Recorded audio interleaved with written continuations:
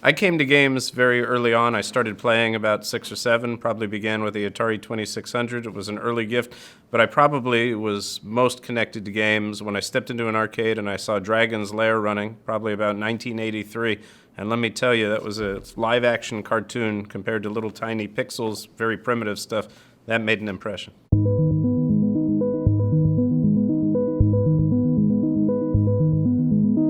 This is Horizons, stories about what's next in the world, powered by Compass Data Centers. I don't know that there's any one single factor that was responsible for the explosion of gaming into the mainstream so much as it was a confluence of different factors all coming together at once that really served to popularize the medium. So on the one hand, you had the explosion of growth in consoles like the PlayStation 2 that really helped put gaming on the map and establish it as a hobby for adults as well as children, whereas maybe in the past, Nintendo, Sega, those systems were seen to appeal to younger audiences.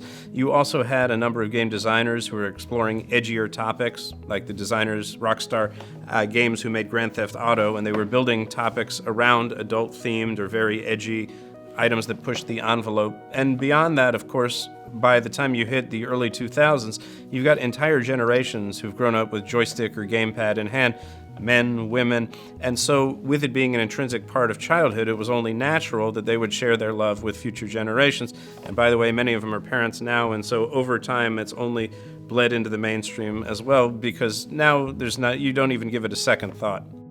Games are still a priority for many console manufacturers and for many major players in the technology business. But what's happening is they're also realizing that a lot of the money is in services, because what happens is if all your friends are online and playing in one ecosystem, if you own a huge library of content and it only plays on one device, well, guess what? You're largely captive to that system, and no matter how many different iterations of that specific gaming device they introduce, you will migrate with it because all your games and all your friends are there. So once you've entered the web, so to speak, I don't want to say that you're stuck, but you're much less likely to leave. So services are being built by virtually every major console manufacturer and virtually every major player in the gaming space, even game publishers themselves, because they want you coming back for more. So traditional consoles have been something of what we call a walled garden, in that you have to own one to play certain games, and only certain games that are compatible with those systems, which are qualified by the manufacturer, will actually work. So if you own an Xbox versus a PlayStation, you're going to get an entirely different catalog of games unless you happen to buy them from third-party developers who are creating for both systems. But by and large, each is going to have exclusive titles. And by the way, these types of systems take a significant upfront investment to get involved in, because you got to buy the system, you got to buy the games. It's like the old razor and blades business model. However, what happens when you switch to cloud and streaming and on-demand games is it doesn't really matter what device you're playing from, because all the computing muscle, all the graphics muscle, all the processing, that's elsewhere. Somebody else is doing that up in the cloud, and now we have internet speed so fast that you're beaming back these top quality gaming experiences on demand for next to nothing to a variety of devices, even devices that they weren't necessarily originally designed to be run on. It definitely boggles my mind, the fact that we now have these glasses that you can wear, and you can command them with your voice. You can pull up augmented reality displays of them. You can be playing games. You can get digital pop-ups just about anywhere you go in the real world. They're here. They're in different areas of the world. They're just starting to take, but very soon we're going to be interacting with a digital world that's layered atop our actual real world and physical world space.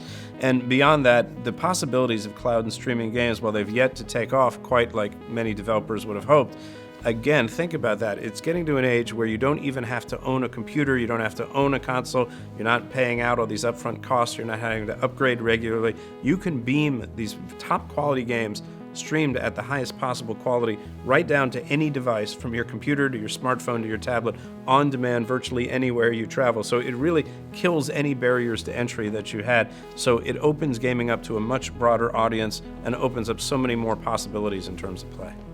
Latency is actually the number one biggest source of frustration, surveys tell us, for video gamers, especially players of online games worldwide.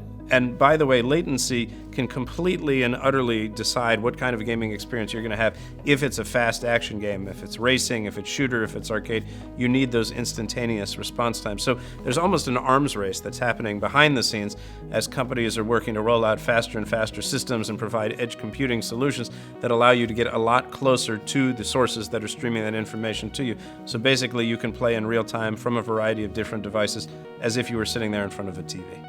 We certainly hear a lot about augmented reality. We hear a lot about cloud and streaming games and the ability to beam them down on demand. What we're seeing is that it's technically possible, but the challenge so far has been finding the right business model that's really going to appeal to gamers and making sure that it's coupled with enough content, the right video games, the best experiences that people want to play to drive people to try these new mediums. So augmented reality we've seen with games like Pokemon Go or the Harry Potter title, very powerful experiences, but they kind of just scratch at the surface of what we can do with them. And that's usually what happens in video games, is we tend to get ahead of ourselves when it comes to new technologies, exciting new toys to play with, all sorts of mediums to work with. It takes a little while for the quality of content to catch up.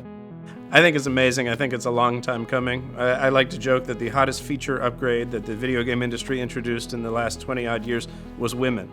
There weren't a lot of those playing back in the day when I was there. And the fact that everybody is getting into gaming, the fact that kids going forward are not going to look at it as some weird esoteric hobby, that you can be into games and you can be totally cool and you can talk about it like you talk about your favorite TV show or movie or book that you've read, that's incredible. And kids growing up tomorrow are going to have so much exposure to games. They're going to have so many different influences. So many different topics now are being explored by games at different price points, different ways to play.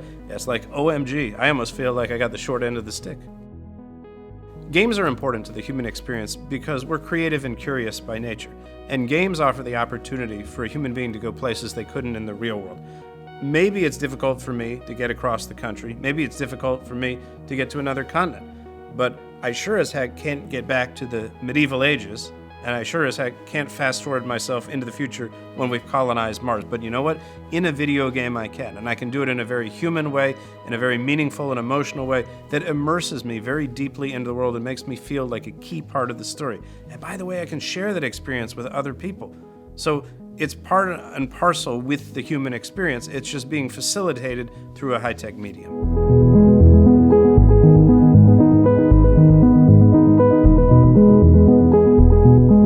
This is Horizons, stories about what's next in the world, powered by Compass Data Center.